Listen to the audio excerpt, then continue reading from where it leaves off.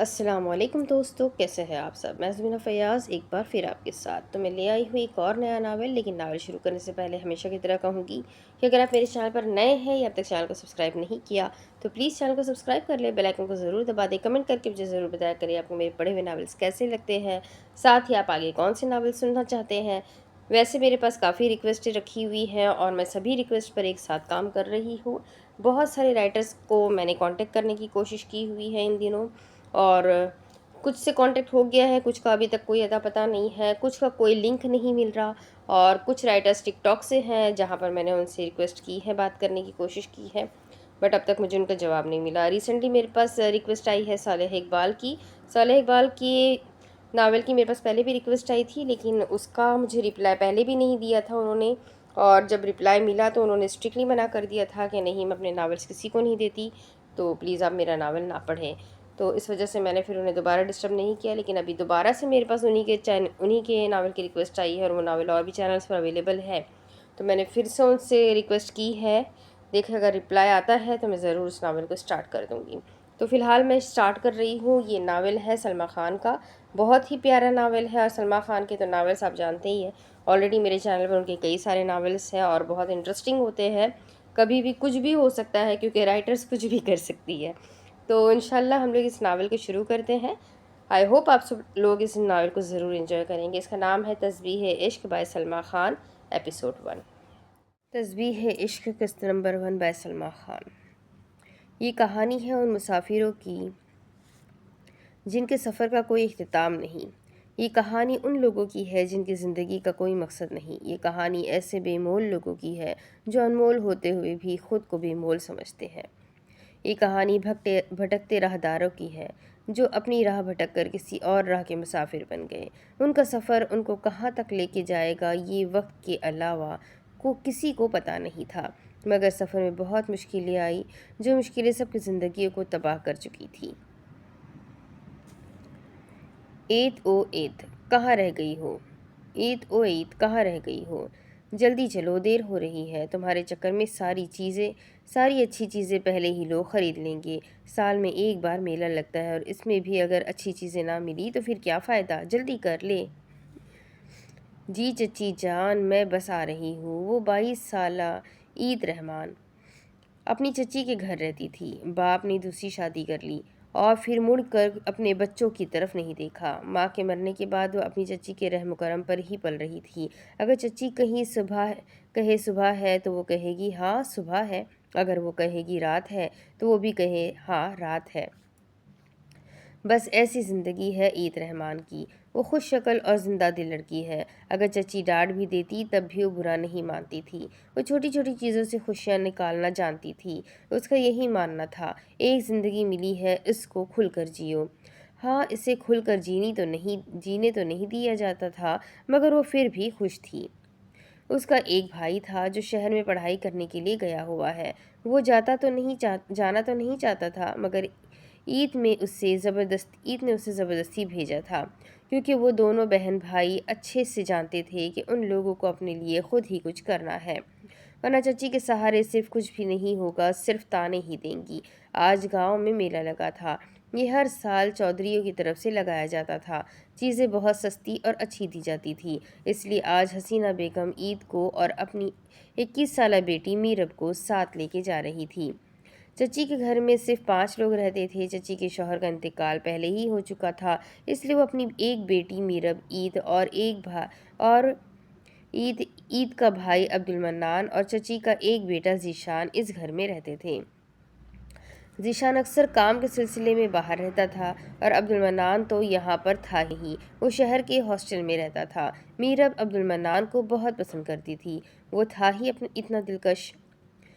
وہ کہیں سے بھی کسی معمولی گھر کا نہیں لگتا تھا۔ وہ شہزادوں جیسی آن بان شان رکھتا تھا، مگر وہ ایک رحم دل اور اچھا انسان تھا۔ وہ اپنی بہن کو یہاں سے لے جانا چاہتا تھا، اس لیے اسے سب سے پہلے اپنے پیروں پر کھڑا ہونا تھا۔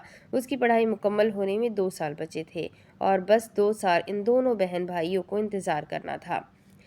عید کے آتے ہی حسینہ بیگم اسے ساتھ لے کر میلے کی طرف چلی گئی تھی۔ میلہ بہت شاندار لگایا گیا تھا، ہر طرف لوگ ہی لوگ تھے، موسیقی کی آوازیں ان کے کانوں تک آ رہی تھی۔ عید اس دن کا بہت انتظار کرتی تھی، کیونکہ سال میں ایک ہی دن ہوتا تھا جس میں لوگ اکٹھے ہوتے تھے۔ اسے ہمیشہ ہی لوگ آپس میں ہنستے مسکراتے اچھے لگتے تھے۔ جب بھی گاؤں میں لڑائی ہوتی، عید اس جگہ جانا تو دور کی بات، کمرے میں بند ہو کر رہ جاتی تھی۔ اسے ہمیشہ لڑائی جھگڑے، خون خرابہ سب سے ڈر لگتا تھا۔ وہ لوگ جب وہاں پہنچے تو وہاں پر چودھریوں کا بڑا بیٹا شاذم چودھری اپنی بچپن کی منگ حفصہ چودھری، جو اس کی ہی چاچو کی بیٹی تھی، اس کے ساتھ موجود تھا۔ سب کی نظریں شاذم چودھری پر جمی ہوئی تھی۔ آخر وہ اتنا حسین تھا کہ کوئی بھی اپنی نظر نہیں ہٹا پا رہا تھا، اور حفصہ اس کے ساتھ کھڑی غرور سے سب کو دیکھ رہی تھی۔ اسے اس بات کا گھمنڈ تھا کہ وہ چودھریوں کے گھر کی بڑی بہو ہے۔ حالانکہ اگر رشتے کی بات کی جائے تو یہ رشتہ شاذم کے بچپن میں طے کر دیا گیا تھا۔ اس نے اس رشتے کے لیے انکار بھی نہیں کیا تھا اور اقرار بھی نہیں کیا تھا، مگر چودھری سیف اللہ کا کہنا تھا، حفصہ تمہاری بچپن کی منگ ہے اور اسی کے ساتھ ہی تمہاری شادی ہوگی، اور باپ کے فیصلے پر اس نے سر جھکا دیا تھا۔ وہ اس کے ساتھ میلہ دیکھنے آئی تھی۔ شاذم کا کوئی ارادہ نہیں تھا اسے ساتھ لے جانے کا، مگر مجبوری تھی، کیونکہ بڑے ابا کا حکم تھا جب وہ کبھی ٹال نہیں سکتا تھا۔ وہ شاذم کو چیزیں دکھا رہی تھی اور وہ بیزاری سے سب کچھ دیکھ رہا تھا۔ سب لوگوں کی نظریں ان دونوں پر مرکوز تھی۔ عید، یہ دیکھو کتنا خوبصورت دوپٹہ ہے، میرب نے ایک دوپٹہ اس کی طرف بڑھاتے ہوئے کہا۔ عید نے جب وہ دوپٹہ دیکھا تو وہ سچ میں بہت خوبصورت تھا۔ اس کا لینے کا دل کر رہا تھا، کیونکہ وہ اکثر میلے میں کچھ چیزیں لیا کرتی تھی جو وہ اپنے بھائی کی دلہن کے لیے رکھ دیتی تھی۔ یہ بات میرب اچھے سے جانتی تھی کہ وہ یہ دوپٹہ بھی اپنے بھائی کی دلہن کے لیے ہی لے رہی ہے۔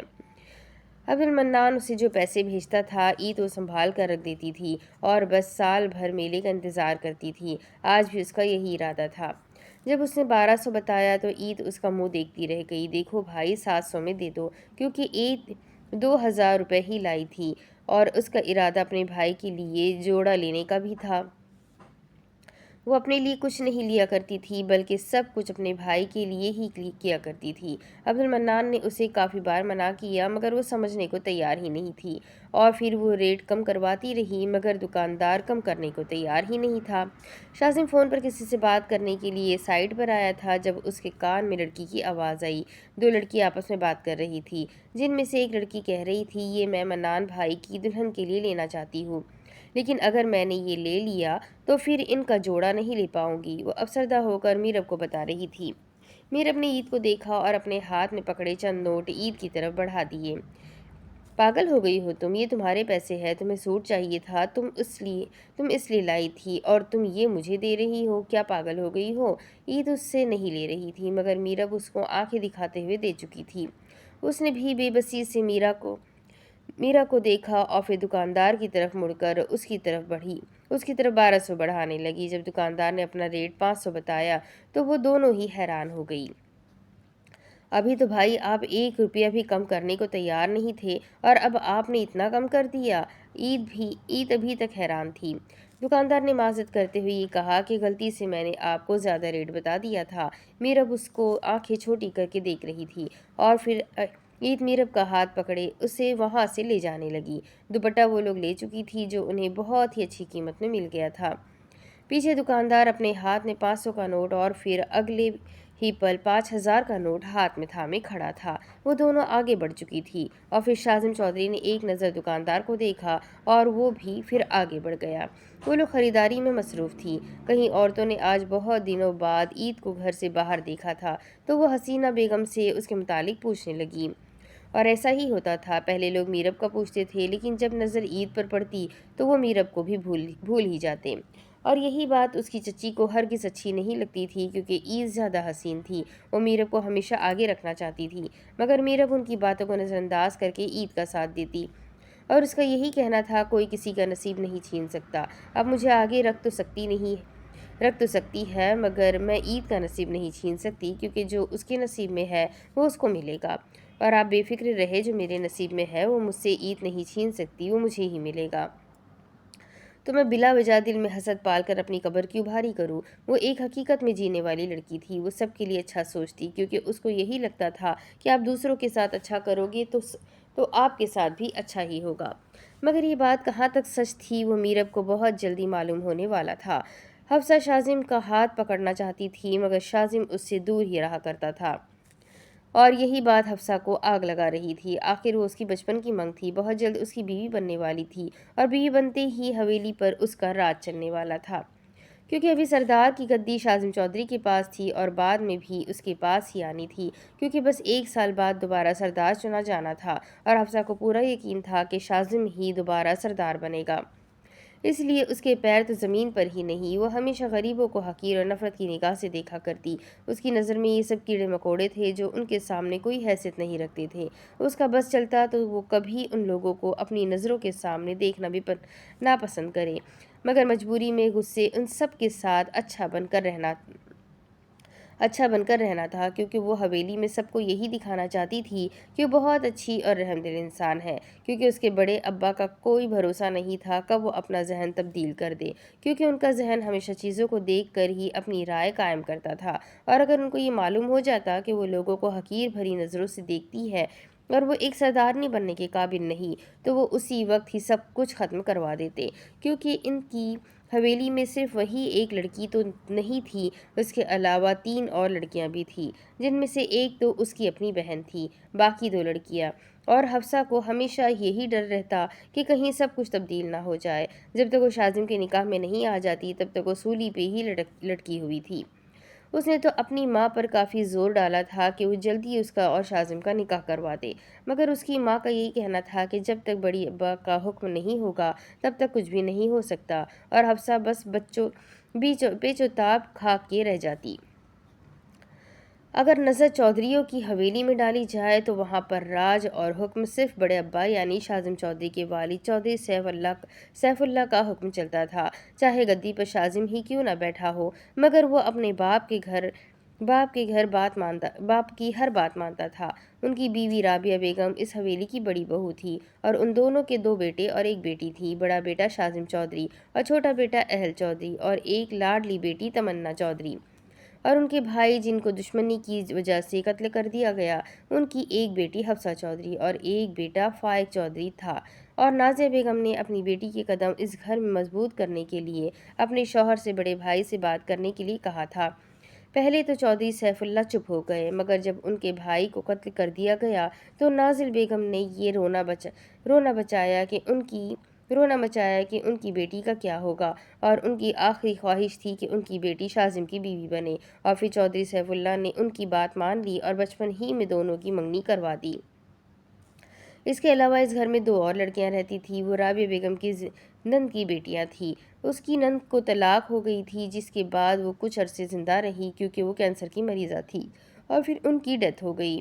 ان کے مرنے کے بعد رابعہ بیگم نے دونوں کی ذمہ داری خود پر لے لی تھی۔ وہ ان میں اور تمنا میں کوئی فرق نہیں کیا کرتی تھی، البتہ حفصہ شروع سے ہی بہت شادر لڑکی لگتی تھی۔ انہوں نے چودھری سیف اللہ سے کافی بار بات کرنے کی کوشش بھی کی تھی کہ مجھے لگتا ہے حفصہ ہمارے بیٹے کے لیے ٹھیک نہیں ہے، مگر جب بھی وہ یہ بات کرتی نازیہ بیگم کوئی نہ کوئی تماشا کھڑا کر دیتی، اور اب تو تھک کر وہ بھی چپ ہو چکی تھی۔ زحال تھا، اس کا رشتہ خاندان میں ہی فائق چودھری کے ساتھ کر دیا گیا تھا۔ اس بات پر نازیہ بیگم کس طرح مانی تھی وہی جانتی تھی، مگر پھر انہوں نے دماغ سے کام لیا تھا، کیونکہ زحال اور شازم کی عمر تقریباً ایک جتنی تھی، اور دونوں کافی سمجھدار اور ایک دوسرے کو سمجھنے والے تھے۔ ان کو اپنی بیٹی کی فکر تھی، اس لیے انہوں نے یہ کانٹا اپنے سر لے لیا تھا، لیکن وہ سوچ چکی تھی کہ ایک بار حفصہ کی شادی وہ شازم سے کروا دے پھر وہ یہ رشتہ بھی ختم کر دیں گی۔ اور زحال کی چھوٹی بہن، جو تقریباً زحال سے 2 سال چھوٹی تھی، زحال 26 سال کی لڑکی تھی، اور زحال کی بہن انوشے 24 سال کی لڑکی، وہ دونوں اپنے کام سے کام رکھنے والی لڑکیاں تھیں، مگر یہ بات حفصہ کو کون سمجھاتا، جو کوئی موقع ہاتھ سے نہیں جانے دیتی تھی دونوں کو نیچا دکھانے کا، اور ہر وقت ان دونوں پر طعنے کستی رہتی۔ زحال تو نظر انداز کر دیتی، مگر انوشے اسے منہ توڑ جواب دیا کرتی۔ وہ چپ رہنے والوں میں سے نہیں تھی، بلکہ اپنے حق کے لیے زبان چلانا جانتی تھی۔ اس کو تو حفصہ شازم کے لیے بالکل نہیں اچھی لگتی تھی، وہ اس کو بھائی سمجھتی تھی، اور اس کو لگتا تھا کہ شازم کی جوڑی زحال کے ساتھ زیادہ اچھی لگے گی، مگر نازیہ بیگم کی شاطر چالیں وہ اچھی طریقے سے جانتی تھی، مگر انوشے کبھی ان کو جیتنے نہیں دیتی تھی، بلکہ جتنی میٹھی بن کر وہ ماں بیٹی انوشے سے بات کرنے کی کوشش کرتی، وہ اس سے زیادہ میٹھی بن کے ان کا منہ بند کروا دیتی، کیونکہ وہ اچھے طریقے سے جانتی تھی یہ ماں بیٹیاں گھر کے مردوں کے سامنے ایک الگ انسان بن کر آتی ہے اور عورتوں کے سامنے ایک الگ انسان ہے۔ مگر رابعہ بیگم، جن کا حکم اس حویلی میں چلتا تھا، انوشے کو ان کی شے حاصل تھی، اس لیے وہ بھی ان کو انہی کے ہی روپ میں جواب دیا کرتی۔ نازیہ بیگم تو بس اس بلا کو گھر سے نکالنے کے ارادے رکھ کے بیٹھی ہوئی تھی، مگر وہ بھی کہاں یہ گھر اتنی آسانی سے چھوڑنے والی تھی۔ ماں بیٹی کے ناک میں اگر کسی نے دم کر کے رکھا تھا تو وہ انوشے چودھری تھی۔ زحال تو اسے نظر انداز کرنے کا کہا کرتی تھی، ہم تو اس بات کو نظر انداز کر دیتے ہیں، مگر سامنے والا ہماری چپ کو ہماری کمزوری سمجھ کر اگلی بار اور زور سے وار کرتا ہے۔ اگر پہلے وار میں ہی ان کا منہ بند کروا دیا جائے تو اگلی بار بولنے کی ہمت نہیں ہوگی، اور وہ اس لیے سب کا منہ بند کروا دیتی۔ اور تمنا شہر میں ہاسٹل میں رہا کرتی تھی۔ وہ شہر کی اچھی یونیورسٹی میں تعلیم حاصل کر رہی تھی، اور اس کے بھائی ہفتے میں 2-3 چکر اس کے پاس لگاتے تھے، اس لیے اسے بھی زیادہ ڈر نہیں لگتا تھا۔ آج نازیہ بیگم نے دوبارہ حفصہ کی شادی کی بات کی تھی، مگر رابعہ بیگم نے بات کو ٹال دیا، جیسے وہ اپنی کوششوں میں لگی ہوئی تھی کہ وہ حفصہ کی شادی شاذم سے کروا سکے، اسی طریقے سے رابعہ بیگم بھی لگی ہوئی تھی کہ وہ کسی بھی صورت یہ شادی نہیں ہونے دیں گی۔ تھوڑی دیر بعد حفصہ غصے سے حویلی میں داخل ہوئی تھی، سامنے ہی اپنی ماں کو دیکھ کر چیخنا شروع ہو گئی۔ میں نے آپ سے کتنی بار کہا ہے آپ بڑے ابا سے بات کریں اور جلدی سے شادی کروائے میری، میں تھک گئی ہوں۔ وہ مجھے نظر انداز کرتا ہے، مجھ سے دور بھاگتا ہے، مجھے یہ برداشت نہیں ہو رہا۔ میں نے اسے کہا کہ مجھے حویلی آپ چھوڑ کر آئے تو کہتا ہے مجھے ضروری کام ہے، ڈرائیور کے ساتھ چلی جاؤ۔ بتائے گھر کی بڑی بہو کی یہ حیثیت ہوتی ہے کہ وہ ڈرائیور کے ساتھ آئے؟ وہ چلائے جا رہی تھی اور نازیہ بیگم بس اسے چپ کروانے میں لگی ہوئی تھی۔ پیچھے سے رابعہ بیگم مسکراتے ہوئے ان کے سامنے آ کھڑی ہوئی۔ کیا ہوا ہے بیٹا، سب ٹھیک ہے؟ آج اپنے کیریکٹر سے نکل کے باتیں کر رہی ہو؟ وہ کون سے کیریکٹر کی بات کر رہی تھی، وہ ماں بیٹی اچھے سے سمجھ رہی تھی۔ حفصہ گڑبڑاتے ہوئے اپنا لہجہ درست کیا اور پھر سلام کرنے لگی۔ رابعہ بیگم مسکرانے لگی۔ اب آئی نا تم اپنے اصلی کردار میں؟ وعلیکم السلام، کیا ہوا، شاذم تمہیں نہیں لے کر آیا؟ وہ حفصہ کو دیکھتے ہوئے بول رہی تھی۔ حفصہ نے نفی میں سر ہلایا۔ اوہ ہاں، مجھے یاد آیا، میں نے اسے کہا تھا کہ وہ انوشے کو یونیورسٹی سے لے کر آ جائے، کیونکہ آج اس کا رزلٹ تھا اور میں نہیں چاہتی تھی کہ وہ اکیلی جائے، مگر آج میلہ بھی تھا، اس لیے اس نے کہا تھا کہ وہ وہاں سے اسے لینے کے لیے چلا جائے گا۔ اس نے تمہیں ضروری کام کہا ہوگا، ہے نا؟ اس کا ضروری کام یہی ہوگا، تبھی تو وہ چلا گیا۔ وہ اپنے ہونٹوں کو گول کرتے ہوئے ان ماں بیٹی کو دیکھ کر اب آگے بڑھ چکی تھی۔ پیچھے حفصہ کا بس نہیں چل رہا تھا کہ ان کا گلا دبا دے۔ نازیہ بیگم نے اسے چپ رہنے کا کہا تو وہ غصے سے اپنے کمرے کی طرف چلی گئی۔ اس گھر میں ہر کوئی شاطر دماغ رکھتا تھا، یہ چیز وہاں پر سب لوگ جانتے تھے۔ شاذم انوشے کی یونیورسٹی کے باہر اس کا انتظار کر رہا تھا، اور تھوڑی دیر بعد وہ بھی اس سے نکلتی ہوئی نظر آ رہی تھی۔ سیدھا آ کر گاڑی میں بیٹھ گئی تھی اور وہ گاڑی زن سے آگے بڑھا چکا تھا۔ انوشے بھی راستے میں اس سے بات کر رہی تھی۔ لالا، آپ کو حفصہ کے علاوہ دنیا میں کیا کوئی لڑکی نہیں ملی؟ کتنی چالاک اور شاطر ہے، آپ تو اچھے سے جانتے ہیں، مگر پھر بھی وہ افسوس سے شاذم کو دیکھ رہی تھی، کیونکہ شاذم نے اس کو اتنا حق دیا تھا کہ وہ اپنے بھائی کے معاملات میں بول سکتی ہے، اس لیے آج وہ ایک بہن ہونے کے ناطے بول رہی تھی۔ شاذم نے بچپن ہی سے اسے تمنا کی طرح ہی اپنی بہن سمجھا تھا، اس لیے وہ بھی بغیر ڈرے اس سے بات کر رہی تھی۔ شاذم نے بلکہ ہلکی سی مسکراہٹ اپنے چہرے پر سجائے اسے دیکھنے لگا۔ یہ میرا نہیں، بابا کا حکم ہے تو بس میں نے مان لیا، وہ نرم لہجے میں اس کو جواب دے رہا تھا۔ انوشے نے اپنا منہ دوسری طرف پھیر دیا اور دل ہی دل میں سوچنے لگی، آپ تو نام کے ہی سردار ہیں، اپنی زندگی کا تو فیصلہ کر نہیں پا رہے، پتہ نہیں گاؤں والوں کا کیا فیصلہ کریں گے۔ وہ بیچاری اپنی زبان سے پریشان تھی، جو دل میں ہوتا وہ بول دیتی تھی، مگر وہ اپنے بھائی کا دل نہیں دکھا سکتی تھی، اس لیے یہ بات اس نے دل میں بولی، کہیں ان کو برا نہ لگ جائے۔ گاڑی حویلی کے باہر رکی تو حفصہ، جو ان کا انتظار کر رہی تھی، انوشے کو شاذم کے ساتھ اترتے دیکھا تو ان کی طرف بڑھنے لگی۔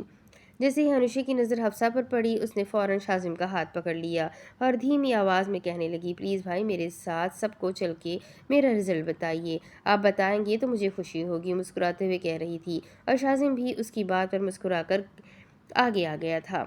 حفصہ کے تو تن بدن میں آگ لگ گئی تھی، اور یہی تو انوشے چاہتی تھی۔ وہ ایک طنزیہ مسکراہٹ حفصہ کی طرف بڑھاتے ہوئے آگے بڑھ چکی تھی، اور شاذم نے تو حفصہ کو ایسے نظر انداز کیا تھا جس سے وہ وہاں پر موجود ہی نہیں ہے۔ وہ جب اندر پہنچا تو سب کی نظریں ان دونوں پر تھی۔ رابعہ بیگم تو آگے بڑھ کر انوشے کو گلے لگا چکی تھی۔ بھائی سب کو مبارک ہو، بہت اچھے نمبروں سے پاس ہو گئی ہے۔ شاہزادے نے سب کو بتایا تو سب لوگ خوش ہو گئے سوائے ان ماں بیٹی کو چھوڑ کر، اور پھر سب لوگ وہیں باتوں میں مصروف ہو گئے۔ نازیہ بیگم نے ان کی باتوں میں حصہ لینا چاہا اور انہوں نے اپنی بیٹی کی شادی کی بات کر دی۔ کم سے کم ایک بھلا تو ان کے سر سے ٹل جائے، دوسری کو تو وہ خود ٹھکانے لگا دیں گی جب ان کی بیٹی کا راج اس گھر میں چلے گا۔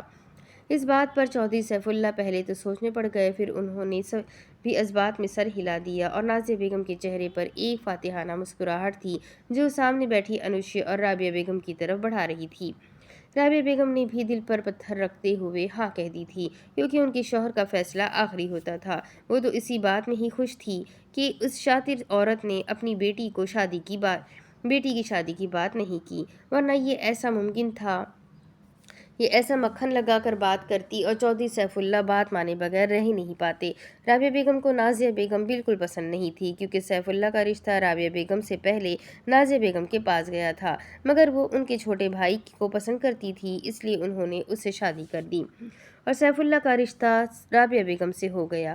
مگر شروع میں نازیہ بیگم یہ بات کھل کے جتایا کرتی تھی کہ اگر وہ ہاں کر دیتی تو اس گھر میں رابعہ بیگم کا جو مرتبہ تھا وہ میرا ہو جاتا، مگر میں نے آپ پر رحم کھا کر انکار کر دیا، ورنہ آپ اس حویلی کی بڑی بہو نہ کہلاتی۔ اور یہی بات رابعہ بیگم کو آگ لگا دیتی تھی۔ حالانکہ حقیقت یہ بھی تھی کہ نازیہ بیگم کا رشتہ چودھری سیف اللہ نے نہیں بلکہ ان کی ماں نے بھیجا تھا، مگر نازیہ بیگم ہر بار یہ کہتی کہ اگر ان کی مرضی نہ ہوتی تو کبھی بھی ان کی اماں ہمارے گھر رشتہ نہ لے کر آتی، ضرور ان کے دل میں بھی رضامندی تھی، تبھی تو وہ لوگ ہماری دہلیز تک آئے تھے۔ اور رابعہ بیگم کا بس نہ چلتا کہ ان کا منہ نوچ لے، لیکن وہ صبر اور تحمل والی عورت تھی، وہ ان پڑھ عورتوں کی طرح چیخنا چلانا لڑائی جھگڑا نہیں کر سکتی تھی، وہ نرمی سے اپنی بات منواتی تھی، اور نازیہ بیگم ایموشنل کر کے حویلی کی عورتوں کو اچھے سے اپنی بات منوانا آتی تھی، یہ بات تو ثابت ہو چکی تھی۔ اور پھر تقریباً 2 ہفتے بعد شادی کی تاریخ رکھ دی گئی۔ حویلی میں شادی کی تیاریاں زور و شور سے جاری تھی، ہر طرف خوشیاں ہی خوشیاں تھیں، مگر ان کی خوشیوں کو نظر لگ گئی جب فائق کی لاش خون سے بھری ہوئی حویلی میں لائی گئی۔ آج نکاح کا دن تھا، سب لوگ اس کا انتظار کر رہے تھے، مگر وہ پتہ نہیں کہاں تھا۔ سب لوگ کافی حد تک پریشان ہو گئے تھے، اور پھر اچانک سے خبر ملی، جو خبر اس حویلی پر پہاڑ بن کر ٹوٹی تھی۔ ان کی حویلی کا بیٹا فائق قتل کر دیا گیا تھا، اور قتل کرنے والا ایک معمولی سا انسان تھا۔ پوری حویلی میں کوہرام مچ گیا۔ نازیہ بیگم اور حفصہ نے تو رو رو کر پوری حویلی کو سر پر اٹھا لیا تھا۔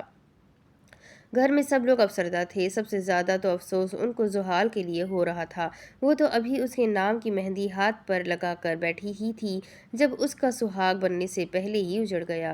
اور پھر 1 ہفتے بعد ایک اور خبر حویلی میں آئی تھی، جس نے حویلی والوں کے انتقام میں اور شعلے برسا دیے تھے۔ دوسری طرف حسینہ بیگم پریشان ہو گئی تھی، کیونکہ گاؤں والوں کا کہنا تھا کہ قتل ذیشان نے کیا ہے، لیکن ذیشان یہ ماننے کو تیار ہی نہیں تھا کہ اس نے قتل کیا ہے، بلکہ اس نے کہہ دیا تھا کہ اگر جرگہ بٹھایا جائے گا تو میں وہاں پر اپنی صفائی پیش کروں گا۔ مگر حسینہ بیگم کو ڈر تھا کہ کہیں چودھری ان کی بات سنے بغیر ہی ان کے بیٹے کو سولی پہ نہ لٹکا دیں، کیونکہ چودھریوں کا بیٹا مرا تھا، وہ انتقام لیے بغیر چپ بیٹھنے والے نہیں تھے، اور ذیشان کے پاس بھی کوئی ثبوت نہیں تھا جس سے وہ یہ ثابت کر سکے کہ اس نے یہ نہیں کیا۔ رات کو بہت منتیں کر کے حسینہ بیگم اسے گاؤں سے باہر بھیج چکی تھی۔ وہ جانا تو نہیں چاہتا تھا، مگر انہوں نے اس کے پیروں پر اپنا دوپٹہ رکھ دیا تو اپنی ماں کو اس حالت میں دیکھ کر تڑپ اٹھا اور پھر جانے کے لیے تیار ہو گیا۔ وہ شہر میں اپنی منہ بولی خالہ کے گھر چلا گیا تھا۔ وہ تو شکر تھا کہ اس کی خالہ کے بارے میں گاؤں میں کسی کو کچھ پتہ نہیں تھا، اس لیے وہ پرسکون تھی کہ اب وہ اپنے بیٹے کو بچا چکی ہے۔ اگر آگے کے معاملات کی وجہ سے وہ خود پریشان تھی، اور پھر جس بات کا انہیں ڈر تھا وہی ہوا، جرگہ بٹھایا گیا۔ وہ ڈرتے ہوئے اپنی بیٹی اور عید کو لے کر جرگے میں پہنچ چکی تھی۔ چودھری سیف اللہ اپنے بیٹوں کو لے کر جرگے کے لیے نکل رہے تھے جب نازیہ بیگم ان کے سامنے آئی۔ چودھری صاحب، میرے شوہر کو دشمنی کی نظر کر کے مار دیا گیا۔ اس وقت میں چپ رہی، کیونکہ میرا بہت بڑا نقصان ہوا تھا اور میں اس حالت میں نہیں تھی کہ میں کچھ کہہ پاؤں۔ وہ چودھری سیف اللہ کے سامنے کھڑی ہو کر اپنی بات کر رہی تھی۔ رابعہ بیگم نے قہر بھری نظروں سے اس عورت کو دیکھا۔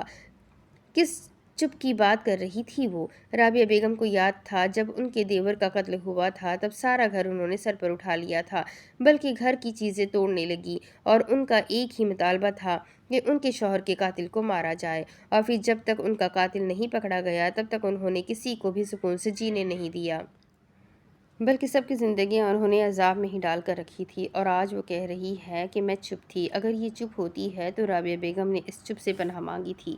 چودھری صاحب، میرے بیٹے کا خون اتنا سستا نہیں جو قاتل کو ایک بار مارنے پر میرے کلیجے کو سکون مل جائے۔ میں چاہتی ہوں اس کو پل پل تڑپایا جائے، اس کو ایسی سزا دی جائے کہ آئندہ کوئی چودھریوں کی طرف آنکھ اٹھا کے بھی نہ دیکھ سکے۔ آخر اس کی جرت ہوئی کیسے چودھریوں کے بیٹے کو مارنے کی؟ قیامت والے دن جب وہ اور اس کے بابا مجھ سے سوال کریں گے کہ میں ان کے بیٹے کا انتقام نہیں لے سکی تو پھر ایسی زندگی کا کیا فائدہ تھا میری؟ اس لیے مجھے کیسے بھی کر کے وہ آدمی تڑپتا مرتا ہوا نظر آنا چاہیے۔ وہ چودھری سیف اللہ کے سامنے کھڑی ہو کر اپنا مطالبہ کر چکی تھی۔ شاہزم چودھری نے اور اہل چودھری نے اپنی چچی کو دیکھا تھا۔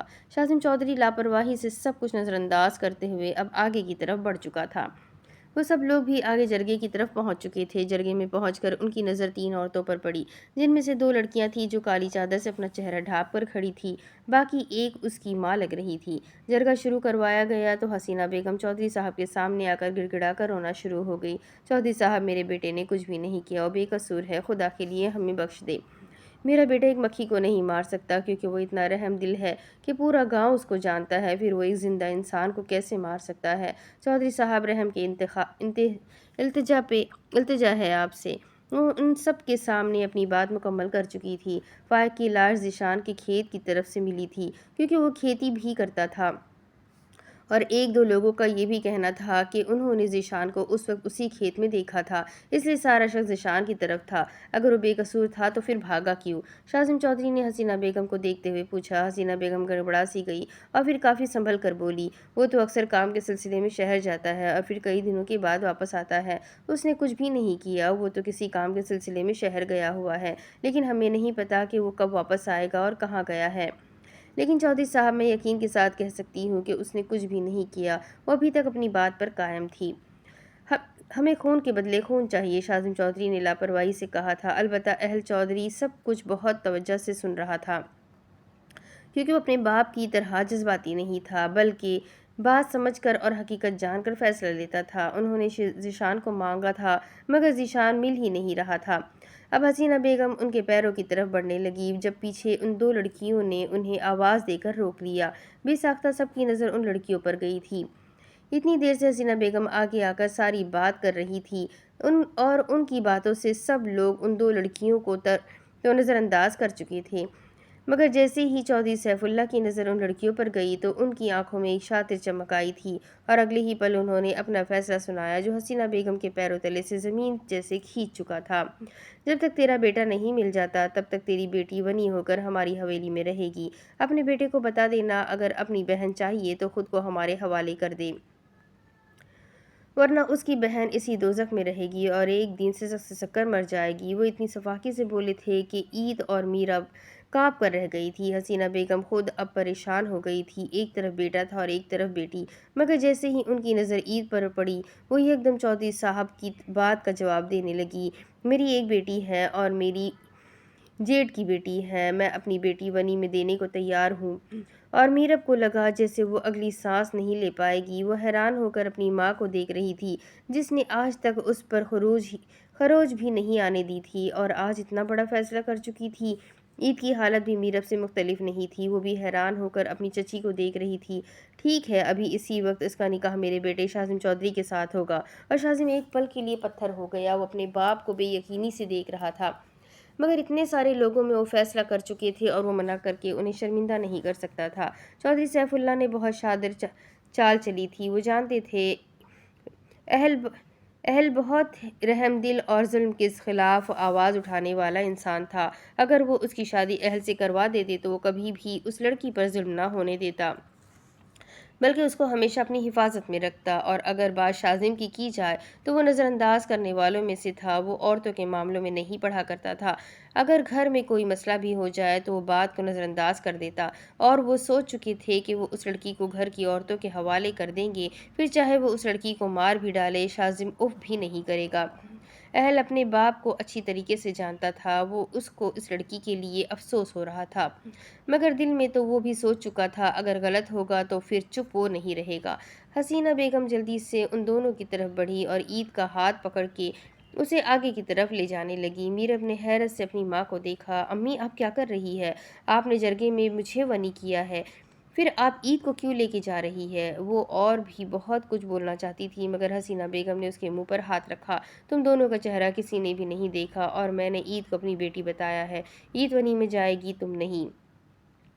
وہ یہ کہہ کر عید کو آگے کی طرف کھینچنے لگی اور عید تو حیرت کے مارے ہل بھی نہیں پا رہی تھی۔ حسینہ بیگم نے جب اسے ہلتے نہ دیکھا تو اس کی ایک طرف آئی اور پھر بولنا شروع ہوئی، دیکھو میری بات، میری بیٹی بہت چھوٹی ہے، وہ ان چودھریوں کا ظلم برداشت نہیں کر پائے گی، اور دوسری طرف میرا بیٹا ہے اور وہ میرا بڑھاپے کا سہارا ہے، اگر اسے کچھ ہو گیا تو میں جیتے جی مر جاؤں گی۔ ساری زندگی میں نے تمہیں پالا اور کبھی بھی تمہیں کوئی تکلیف نہیں آنے دی، اب وقت نے تمہیں موقع دیا ہے کہ تم میرے احساسوں کا بدلہ چکا سکو۔ یہاں پر سب کو یہی میں نے بتایا ہے کہ تم میری سگی بیٹی ہو، تو وہاں پر بھی جا کر کوئی منہ نہ کھولنا اور چپ چاپ رہنا۔ وہ سختی سے عید کا ہاتھ پکڑے اسے سمجھا رہی تھی اور عید دل میں سوچ رہی تھی اس کی عمر بھی اتنی بڑی تو نہیں تھی جو چودھریوں کا ظلم سہ سکے، آخر وہ بھی کسی کی بہن تھی، اسے بس اپنے بھائی منان کا خیال آ رہا تھا، اگر اس کو پتہ چلے گا تو وہ کیا کرے گا اور آگے اس کے ساتھ کیا ہوگا۔ وہ سب کے چہرے دیکھ چکی تھی جس میں صرف اور صرف سختی تھی،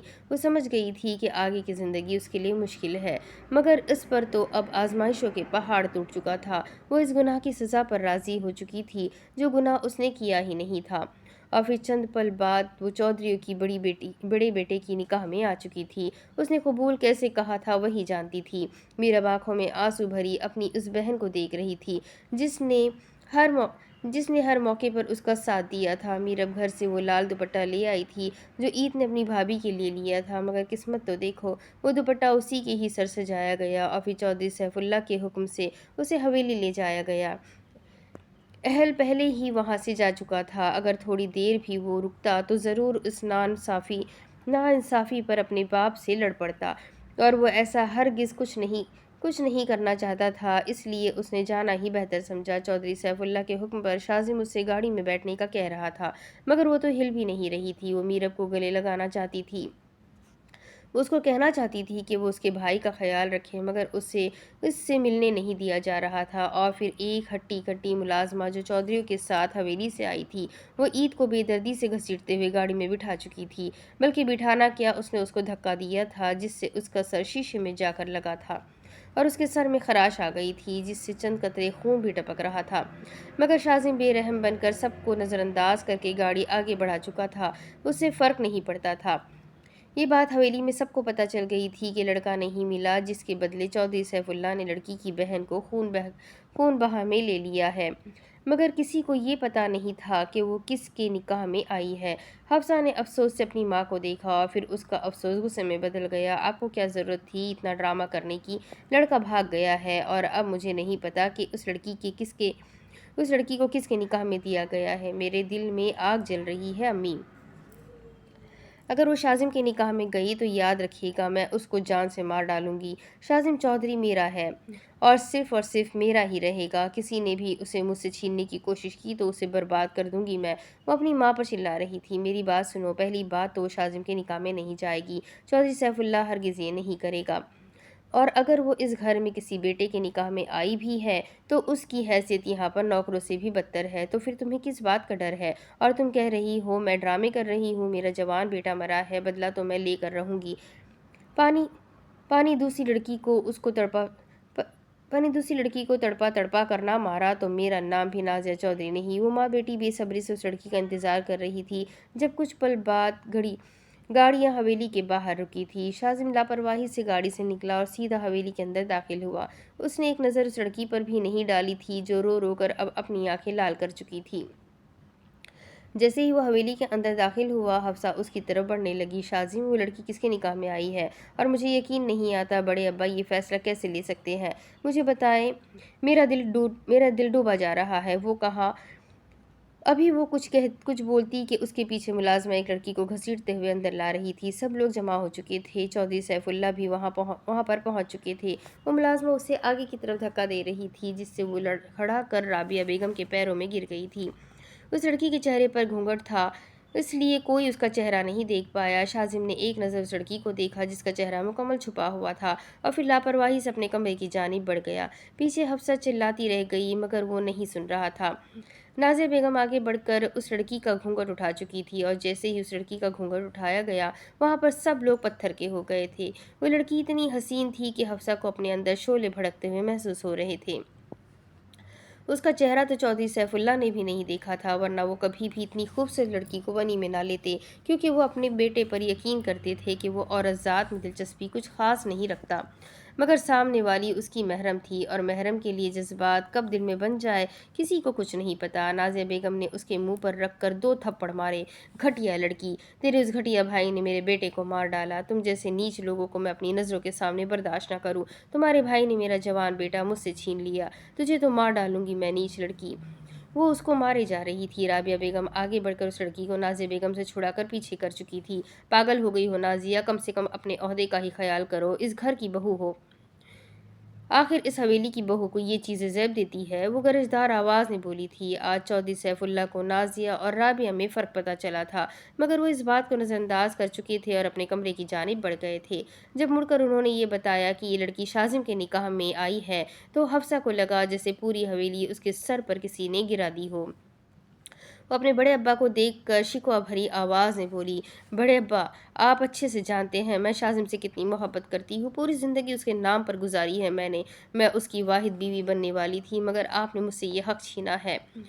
بڑے ابا آپ نے ایسا کیوں کیا؟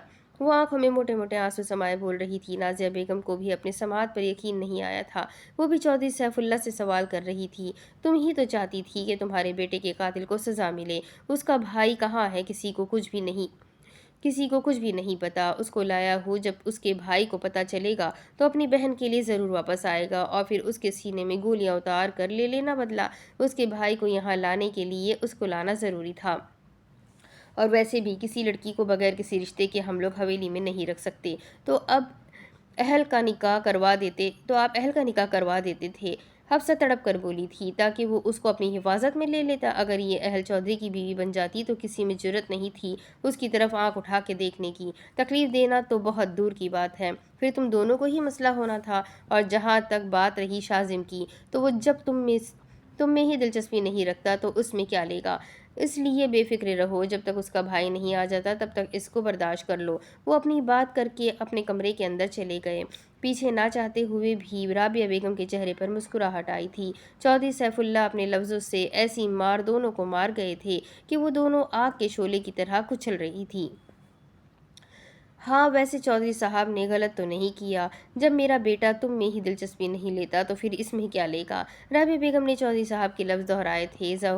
زحال جو ابھی اپنے کمرے سے نکلی تھی، وہ بھی چودھری سیف اللہ کی بات سن چکی تھی، یعنی یہ لڑکی اس کی ہونے والے شوہر کے قاتل کی بہن تھی، مگر اس نے سب کچھ اللہ پر چھوڑ دیا تھا، اور اس نے سوچ لیا تھا کہ وہ کسی سے کوئی بدلہ نہیں لے گی۔ البتہ چودھری سیف اللہ کی بات پر انوشے کھل کر مسکرائی تھی۔ ہائے اللہ، یہ کیا ہوا؟ وہ تو باتوں باتوں میں آئینہ دکھا کر چلے گئے۔ میں کچھ لا کے دے دوں آپ دونوں کو، تاکہ یہ سچائی کا آئینہ آپ دونوں توڑ سکے، کیونکہ سچائی تو آپ دونوں کو ہضم نہیں ہوگی، تو پھر آپ کو اس آئینے کو توڑ دینا چاہیے۔ وہ مسکراتے ہوئے ان دونوں کو اور آگ لگا چکی تھی۔ حفصہ نے اپنا سارا غصہ اس بیچاری عید پر اتارا تھا۔ وہ آگے بڑھی اور عید کو پیٹنا شروع ہو گئی۔ وہ اس کو اتنا مار رہی تھی کہ رابعہ بیگم آگے بڑھ کر اس کو چھڑوانے لگی۔ انوشے بھی آگے بڑھی اور حفصہ کو پیچھے کرنے لگی۔ پاگل ہو گئی ہو کیا؟ مر جائے گی وہ، مجھے لگتا ہے تم اپنے غصے میں اندھی ہو چکی ہو۔ انوشے غصے سے بولی تھی، میرا بھائی اس کے بھائی نے چھین لیا، اور اب میرا شاذم یہ چھیننے کے لیے آئی ہے۔ میں اسے زندہ نہیں چھوڑوں گی، میں مار ڈالوں گی، اس کو مار ڈالوں گی میں۔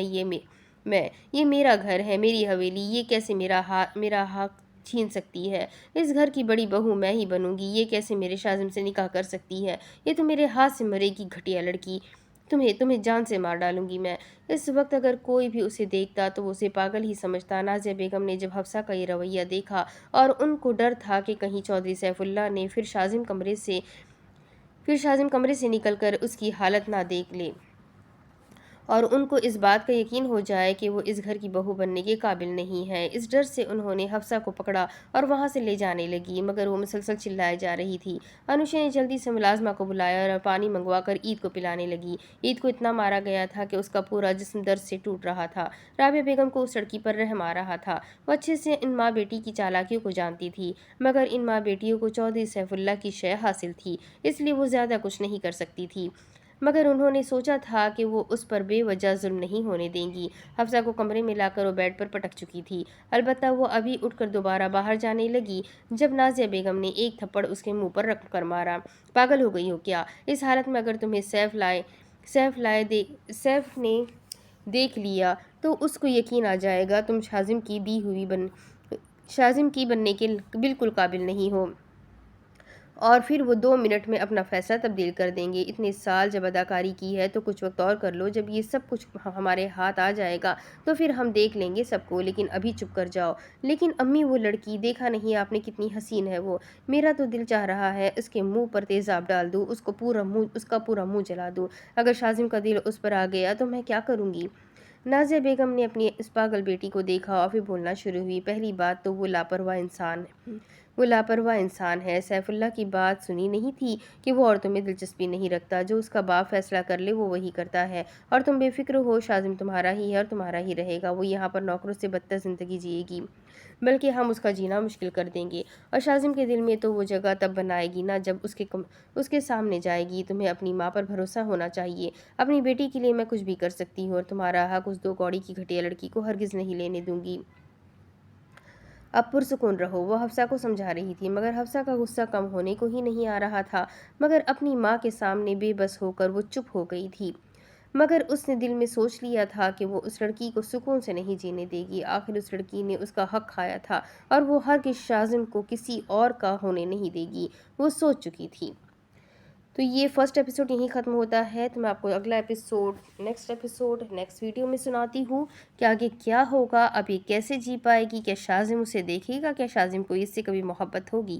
یہ سب جاننے کے لیے میرے ساتھ بنے رہے، ویڈیو کو لائک کریں، چینل کو سبسکرائب کریں، بیل آئیکن کو ضرور دبا دیں، کمنٹ کر کے ضرور بتائیں کہ آپ کو ناول کا فرسٹ ایپیسوڈ کیسا لگا ہے، اور ویڈیو کو لائک کرنا بالکل نہ بھولیں۔ تو چلیں ملتے ہیں اگلے ویڈیو میں، تب تک کے لیے اپنا خوب سارا خیال رکھیں، مجھے بھی دعا میں یاد رکھیں۔ اللہ حافظ۔